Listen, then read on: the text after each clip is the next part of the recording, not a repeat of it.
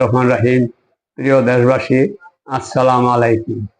আজ 5ই আগস্ট 2025 ছাত্র জনতার গণঅভ্যুত্থানের 1 বছর পূর্তি। আপনারা জানেন 5ই আগস্ট 2024 ছাত্র জনতার গণঅভ্যুত্থানে হাজার হাজার শহীদের রক্তের বিনিময়ে স্বৈরাচার মুক্ত হয়েছিল এই দেশ। 16ই জুলাই শহীদ আবু সাঈদের রক্তের বন্যায় ছাত্র জনতা আন্দোলন আরো বেগবান করেছিল। ক্রমান্বয়ে এই আন্দোলনের সাথে কৃষক, শ্রমিক, ছাত্র জনতা, রাজনৈতিক দল সহ আপামর জনগণ ঐক্যবদ্ধ হয়েছিল। সবাই বলে এক দফা, এক দাবি, স্বৈরাচার শেখ হাসিনা কবে যাবি? প্রত্যেক করুন, এখনো সময় আছে।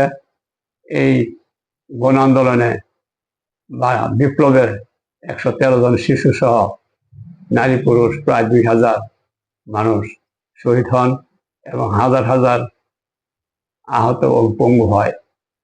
আজ শ্রদ্ধার সাথে শহীদদের স্মরণ করছি এবং তাদের আত্মার মাগফিরাত কামনা করছি।